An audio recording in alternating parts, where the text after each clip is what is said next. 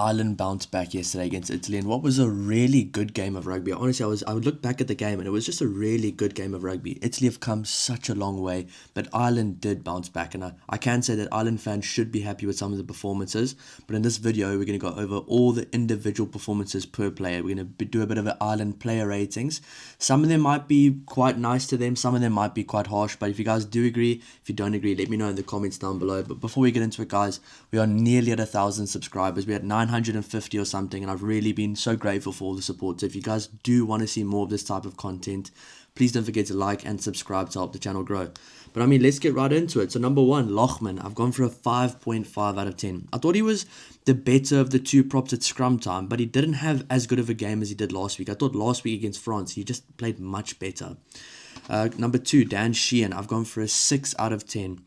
He's just not been able to make the same impact the way we used to him making an impact. Like recently, he's just not had the same impact we used to from him. I think he had a bit of a silly jump into contact as well, but he wasn't bad overall. I think the one thing about Dan Sheehan is his lineouts are very accurate. His lineouts are very good. So when he's maybe struggling around the park to make a good impact, he can always just go back to that fundamental base of his lineout throws and set piece, which I think he did quite well.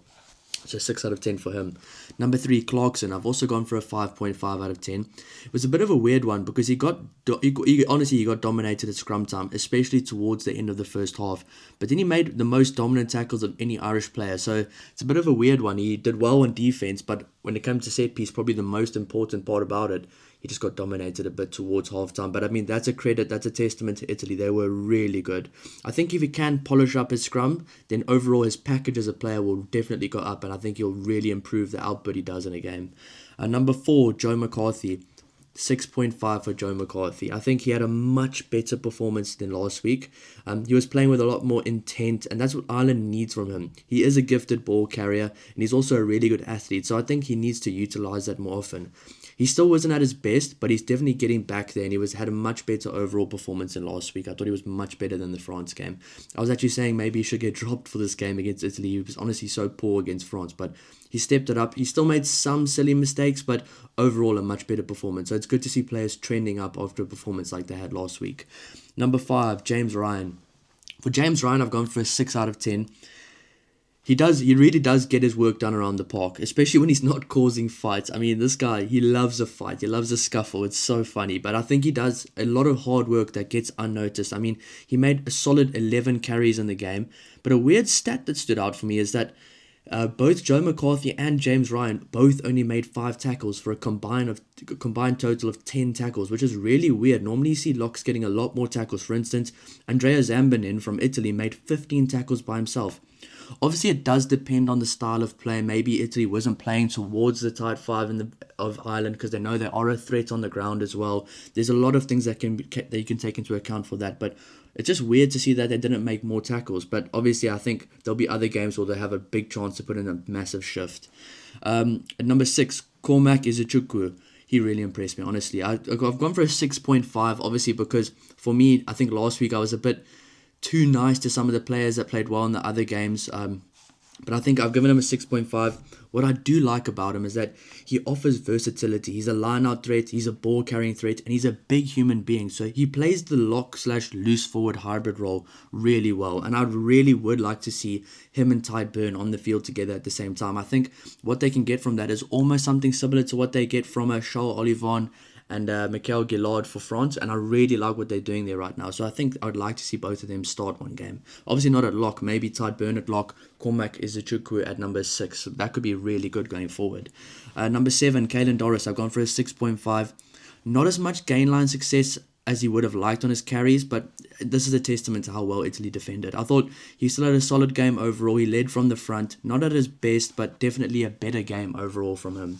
I could see he was actually leading the team quite better. I thought last week his leadership wasn't his best attribute at all, but he was much better yesterday. Number 8, Jack Conan. I've gone for a 7.5. He is so underappreciated. He did extremely well to finish off that try that they gave him. He had a lot of work to do with that. And what I really do like about him is he just gets this job done. He gets the hard work done. He doesn't seem to really care.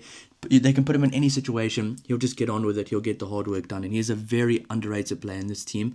And to be honest, I really like him starting in the number 8 jersey. before the week, I was like, maybe he's better on the bench, but I really do like him starting in the number 8 jersey. So I'd like to see him there next week. But I will be doing a who should Ireland pick for their next game against England video coming out probably tomorrow. It's going to be an interesting one. There will be a lot more changes than I said for last week. At number 9, Craig Casey. I've gone for a 5.5. I mean, he had a shaky start with a very poor box kick and a near intercept pass. And besides that, and obviously somehow putting in a high tackle. I don't know his height, how he puts in a high tackle. It was obviously a bit unlucky. Besides that, I thought his service became really crisp throughout the game. And I think if he got the same go-forward ball as Jameson Gibson-Park did, he would have really benefited from that. Because, I mean, Jameson Gibson-Park got some really good go-forward ball from the forwards and from the overall play. And I think that's where Craig Casey would have really excelled in. He would have been much better there. But unfortunately, there were a few times, especially in Italy's 22, where he clearly moved away from Ireland's game plan.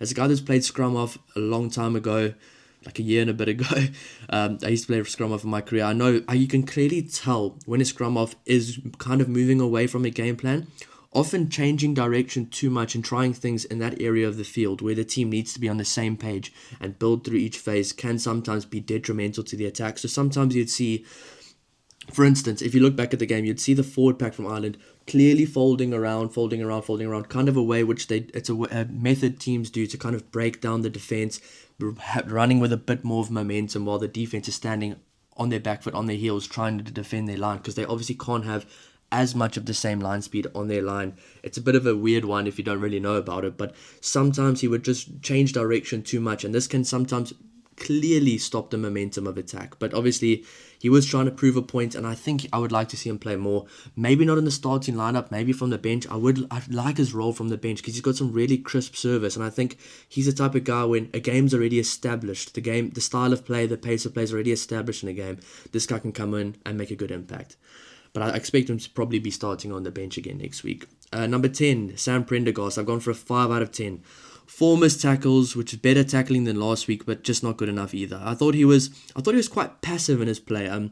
He often gave high-risk passes that weren't necessary, and I do think the boos for him were extremely unnecessary, and I honestly felt bad for him. I felt bad for him because he's a good player. And I think he will bounce back from this. He'll have time in his career to bounce back from this, but I do think it's time right now for Ireland to try experiment with other 10s, especially a year out from a World Cup. I mean, Jack Crowley was quite good when he came on. There's other guys as well that need to get an opportunity. And right now, I think that's the one position or one of the positions where Ireland don't know who their number 1 is. And a year out from a World Cup, you need to start getting those answers. Number 11, James Lowe.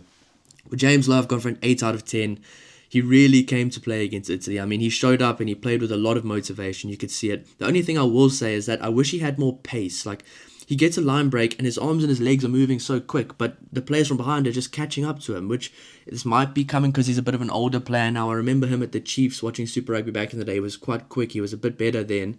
But I'd say the one area where he did look incredible was the contact area. I thought he is one of the best attacking wings in close quarter play in the world. He's a very physical winger. People often underestimate how physical he is. I mean, he picked up one of my guys, Eben Etzebeth, in the World Cup, and he's very physical. He's always beating guys, especially with a strong fin, and his ability for offloading really makes him an even greater threat in this area. He beat 9 defenders, had 3 offloads and 3 line breaks, which just prove how well he actually played. Even the stats back it up. So I definitely expect to see him back next week. Number 12, Stuart McCloskey. I've gone for an 8 out of 10 as well. I think this guy cemented himself as a starting 12 for Ireland going forward. A great outing for him. 2 try assists, 18 tackles made, double what the Locks made. 2 turnovers won, and this just shows how busy and impactful this guy was around the park. I mean, great performance from McCloskey. He's a really good player. I've been watching him for Ulster, but in the URC, he's just come on leaps and bounds, and I really enjoy this guy's style of play. And the first time when I really started to notice him was last year against the All Blacks, where he was the one guy in the backline running over guys and just really physical and really playing with a bit of motivation. That's why I first noticed him, because obviously I don't really notice these guys too much, but I've really become a fan of Stuart McCloskey. Number 13, Gary Ringrose. I've gone for a 5 out of 10. He's been lacking in his execution. I mean, sometimes his decision-making isn't bad, but the decisions he makes, he's lacking execution in that. I mean, 4 turnovers lost, which is terrible. 4 missed tackles, the same as Sam Prendergast, and his defensive reads just weren't the best. I hope he can find his form from a few years ago. Otherwise, it might be time to look to experiment with the number 13 jersey the same way they are with the number 10 jersey. There might be younger guys or different guys that can maybe playing the number 13 jersey.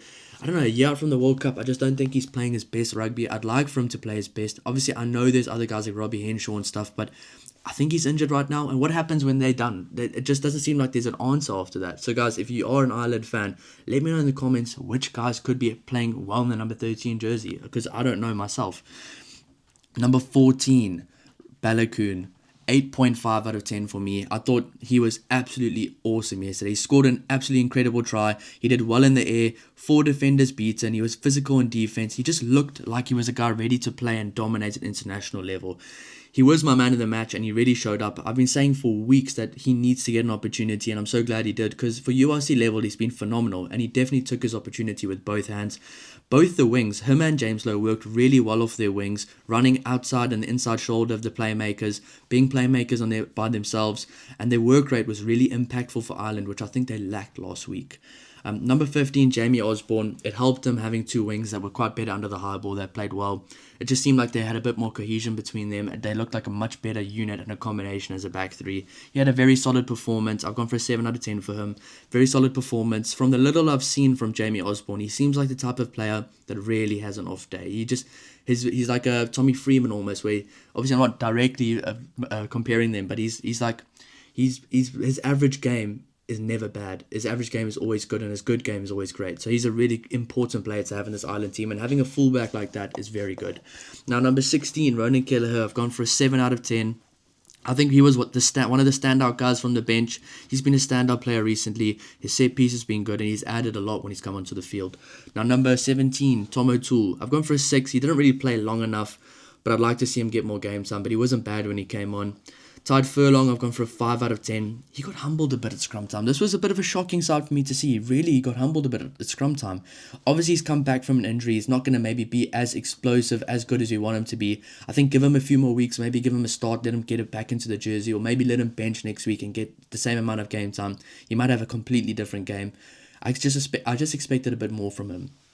Edwin Adogbo, same. Didn't really see too much from him. A 6 out of 10. Obviously, didn't really play long enough. He did have a bit of a nervous start, but he did honestly improve as the game went on. Obviously, he only got 11 minutes, I think, but he did improve as the game went on. He made some good tackles. The one thing I will say, which I saw the Ireland players saying to him, is that maybe he just needs to work a bit harder to get off the ground quicker. But it is difficult playing against this Italy team, which is very sneaky with how they keep players in the ruck a bit longer in a legal way. So I think Italy does that very well.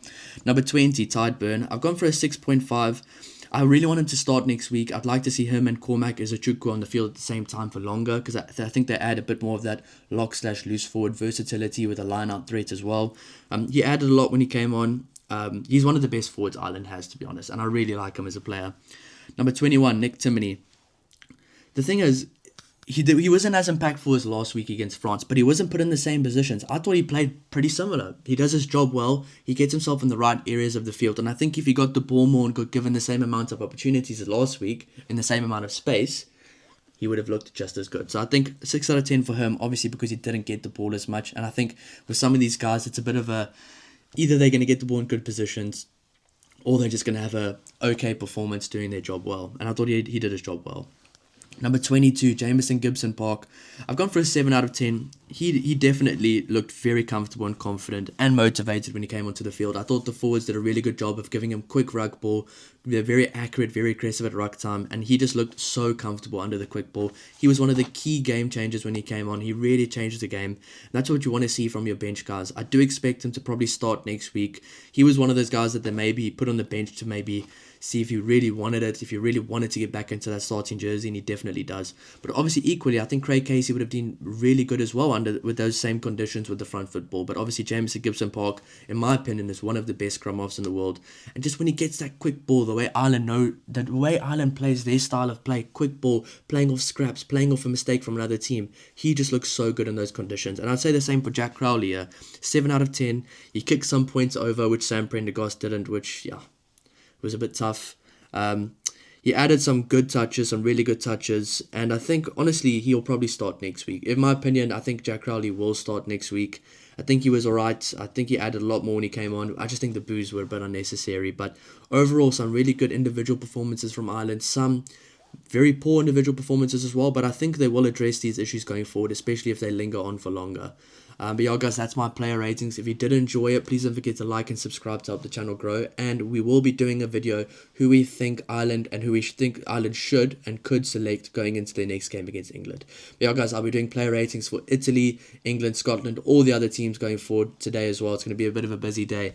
I can't wait. We'll see you in the next one. Cheers.